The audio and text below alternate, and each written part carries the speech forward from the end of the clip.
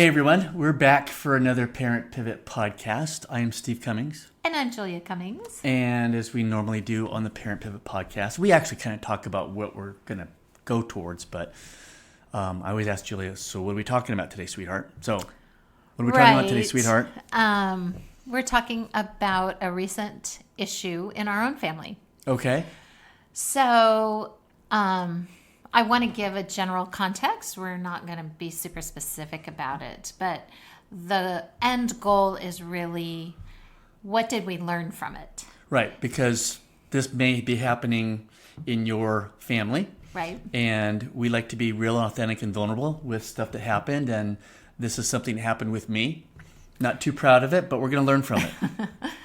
So, as many of you know, we went on vacation this summer and had like a family reunion. We had T-shirts made. Yeah. We should have worn the T-shirts. We should. What? You know what? Next time we'll do that. Anyway, we had yellow T-shirts made, Cummings Family Baby Meetup. We went out to California because our family had not met all the newest members of the family. Right. Everybody hadn't met everybody's kids type of thing. So it was fun. Yeah, we spent a great week up in the Sequoia National Forest at Hume Lake Christian Camps. Yep. And had a great week there. It was a lot of fun. Leading up to that, we had some discussion about some things. And I have to confess my own issues. On live podcasting and YouTube? Yes. Can I take notes? True confessions. I really struggle. If any of you are familiar with the Enneagram, I am an Enneagram 9. We'll put this in our show notes. Yes. And with that, I am the peacemaker. I need peace. I need peace in relationships. And when there's not peace in relationships, my go-to is panic, actually. And so remind or let our listeners and viewers know that there's a wing number to that too, and there's an 8. Yes, I'm a wing 8. I'm not a wing 1. A wing 8 enjoys confrontation. So keep that in mind. You have a peacemaker who enjoys confrontation. Not enjoys. It's just not afraid of. According to Ian Morgan Cron and The Road Back to You, they like confrontation. Or they're not afraid of it. Not that they go looking for it, but she's right. I like debate. Yeah. I like debate. And it's not like she comes from a family of 8s. Oh my gosh. Yeah. Family of attorneys. So I can argue with the best of them. But all that to say, my go-to when there is some kind of conflict in the family is I fall apart. I literally just fall apart. Our family's going to crash. They'll never like each other. I'm very doomsday. Yep. And it's really, really hard on me where I would say in this instance, I became pretty immobilized by it. Like I was pretty devastated by it. You wanted to stay out of it. And I tried really hard to stay out of it and was forced into it. Anyway, big picture, there was a certain feeling that Steve was having about somebody and needed to talk to that person about it. Now, I need to kind of go back and say it was... Can I pause just a second there? You got to talk about what you do. I'm a relationship person too. Relationships are important to me. Yeah. I'm a 1 wing 2 on the Enneagram, if you're familiar with that.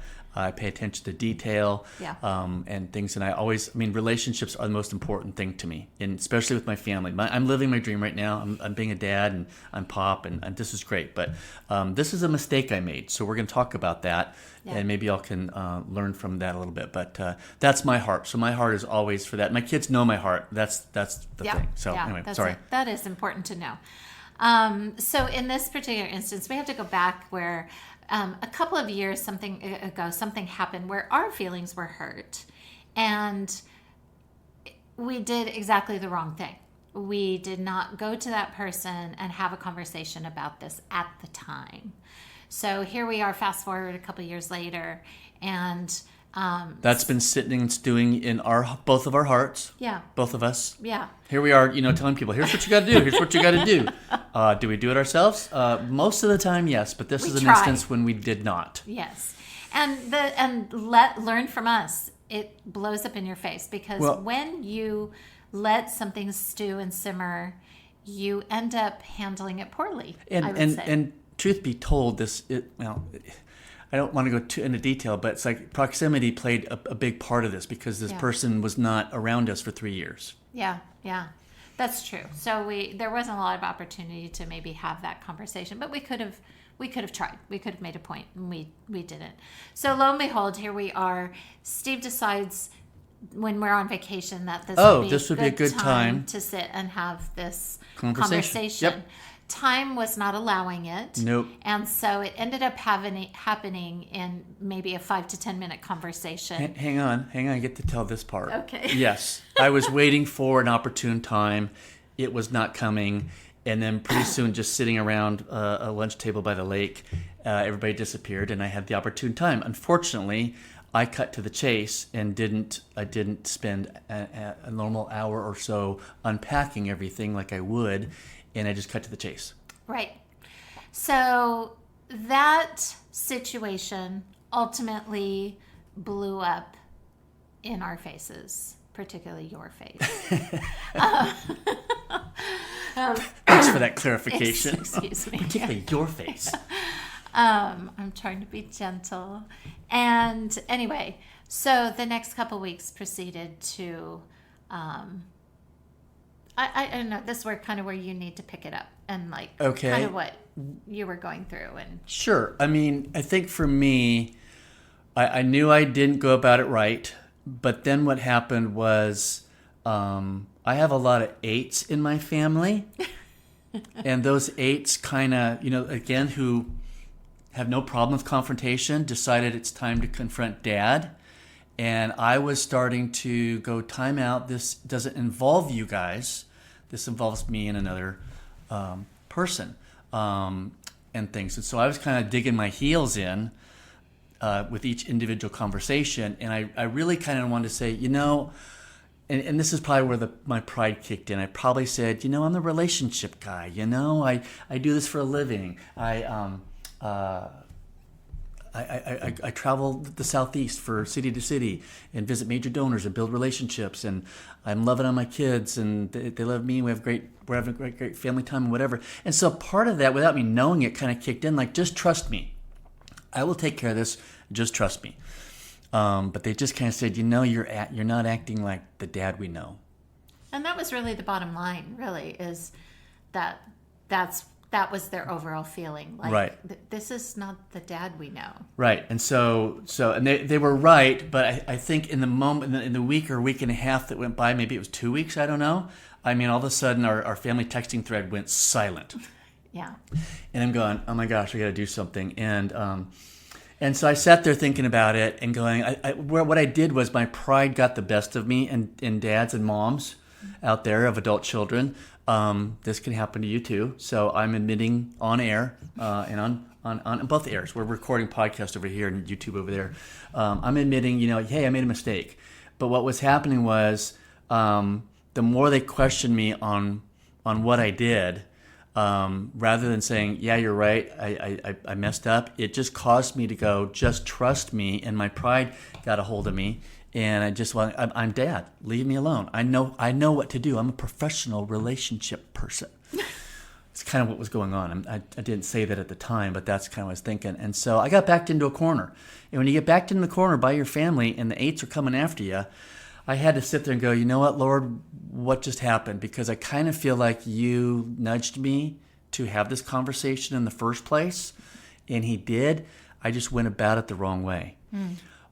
And so over the course of the weekend, I talked to my final 8 of the family, and that conversation didn't go well, and things, because I could tell I was backed into a corner. And so the next day I woke up, and I go for a walk every day here in Georgia. I'm walking 5 to 6 miles in the morning, and what I do is I put my AirPods in, and that's usually my time when I'm either listening to praise music, worship music.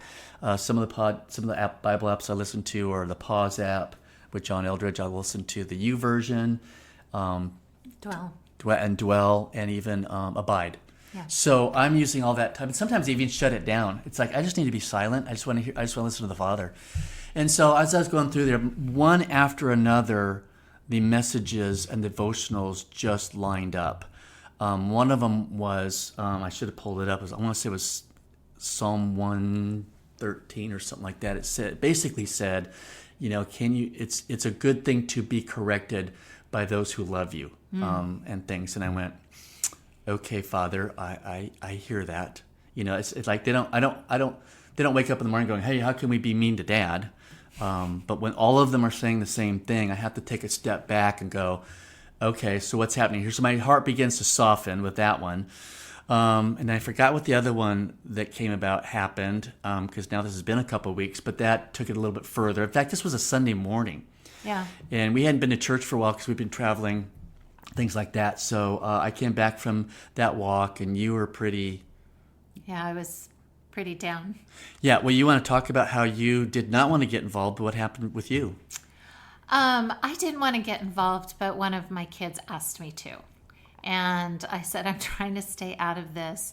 But he was concerned about his relationship with his dad and said, I'm afraid of what I say and that it could be damaging. And so would you please step in, Mom? So I did. And honestly, to this day, I'm not sure if it was the right or wrong thing to do. No, because our habit when we were raising the kids and they're younger, yeah. I don't think this was a healthy thing to do, but we would talk behind each other's backs to make people happy and solve problems and issues. And I was kind of perceiving that as that being another issue like that, because the action or the step that I took was so minimal in what I did with this other family member that's not one of our kids, that I just thought, how did this get blown out of proportion? I didn't see it as igniting what it should have done, but I had to take a step back and go, this clearly we headed down the wrong path, and things. Yeah. And so just as a result of all of that, I was in a really bad place. I did not want to get out of bed that morning and think I was in tears. And you had asked, will you just please come to church with me? Yeah, I didn't say, I didn't demand it. I said, I'd like you to come to church with me, because you were looking like, I'm not getting out of bed today. Yeah. And so we went to church. We did. And one of the songs that I played out of my playlist was Cody Carnes' song, Run to the Father. Run to the Father. So I listened to that in the morning. Such a good song. I come back. Listen to it. I come back. I tell Julia, we go to church. Guess what the first song was that they played at church on the worship team? Run to the Father. So we're both feeling that. And by the end of that day, I spent a half hour on the phone with my oldest, owning my stuff with him and how that went down. And because I was feeling misunderstood. I think the biggest thing that drove me is like, you guys aren't understanding me. I have the right heart for doing this. I went about it the wrong way, but I wanted them to trust me and leave me alone. And I felt like they went about it the wrong way to gang up on me and stuff and things. So I spent a half hour talking to our oldest. I spent an hour talking to our youngest. The next day we sat down, talked to another child that was involved in on that. So a lot of healing, a lot of tears, a lot of crying, and me just kind of basically saying, hey guys, my pride got in the way. I felt backed into a corner, and y'all all right? So then I pretty much made an immediate decision. I live in Georgia, and this other family member is out in California. I said, I'm buying a plane ticket. I'm going right back out there, and I'm going to sit there and ask for a do-over and do it face-to-face. So I just got back from that trip yesterday and literally flew out there, went the next day, had that conversation for an hour or 2 hours, went well. Because again, in our last podcast, we talked about perspective. So as I was talking to him, I'm sitting there explaining this side and realizing, and he has no idea that this was going on.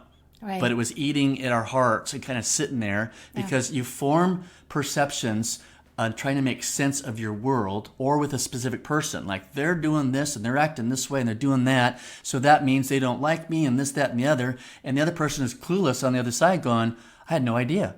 Right. And when we don't have information, we fill in the holes. We fill in the holes. What we think is happening. Yeah. And if I'm already feeling inferior or inept or not seen or not wanted or whatever, I'm going to fill them in real fast. And those negative emotions are going to start coming up. And I'm going to have that person crucified next time I see them. Right. And that's where I have to slow things down because I learned things that I didn't know. And I'm sitting there literally with almost egg on my face going, oh my gosh, I can't believe I thought that. And things. So we hugged it out. It was a great meeting. We reconciled. the family knew I was going there to do that, and I just kept it between me and the other family member, and things. My kids don't need to know the details, and so the big piece that I want to zero in on, a couple of big pieces, is number one, there were things at play from not just a couple of years ago, but within you at play with a lifetime of situations. Not with this person, but just your emotions with different things and how it affects you. Right. And so you had to dig into that a little bit. Right. I wear my emotions on my sleeve. So if I walk in a room, usually people, if they're not smiling or something like that, Dad, what's wrong? And usually I say, nothing's wrong, and things like that. But it takes me a while to process. But I can't fake it. Yeah. So the bigger piece is the fact that there was other stuff going on inside of you that you needed to deal with. Right. Then the other piece that I really want to highlight is you did what needed to be done. You humbled yourself. Mm-hmm. You made all relationships right. Mm-hmm. You even took a drastic step and flew out to be face-to-face with the person that you needed to talk to. Yeah, I didn't want to do it via text. You can't see the person. FaceTime is even, it's still not as good there. I'm like, no, I need to sit across from them and look in their eyes, and we need to have a heart-to-heart. Right. Bottom line, that's what you got to do. Right. So those are the highlights, really. It's because when we have an issue with our relationships, mm-hmm. it's so imperative that we look at ourselves first. Yes. If we are always focused on what the other person is doing or not doing, it will never make sense to us. Right, because they'll keep eating away at you. Right. So we have to look at ourselves first. You've got to look at what's triggering you. What does this remind me of in my childhood, in the past, in other relationships? What is it poking? It's poking at something. Is it poking at disrespect? Okay, why at disrespect? Don't just stop there. Why do you need to feel disrespect here? I mean, keep going all the way down and keep asking, well, why that? Then why that? And then you get to the root of it and go, oh, okay, you know what? This is where it comes from. Right. So that's the goal. I really want to highlight that, because if you can do that, you are going to have such healthier relationships. And then if you take that extra step to make those relationships right, if you apologize, if you humble yourself. Last podcast, we talked about, if you humble yourself just a little bit, it makes a big difference. And again, I will say this over and over again. I mean, we say you want to be in a relationship, you want to be right. I want to be in a relationship. Well, guess what? When you can own your mistakes and you can admit them and you can humble yourself, the great thing that happens is your respect grows. Now, don't do that because you want to be respected, because people can sense when you've got some false humility going. Yes. You've got to really say, you know what, I messed up. And that's really all of our kids really want to hear, is they want to look and go, Mom and Dad, are they just full of themselves and are never wrong? No, they can say, you know what, I was wrong. I with my family, I just did that. You got through hearing that story, and I did that, and I'm not proud of it, but at the same time, I want relationship with my kids and my family, and that's really all that matters. Yeah, and from my end, I had to take a look at, what are my fears? Why? Well, you had some fears, like our kids are never going to speak to us ever again. I mean, because you go to extreme when you're feeling that really raw in a moment, and I'm sitting there going, "This is over the simplest thing. How did this blow up like this?" Yeah.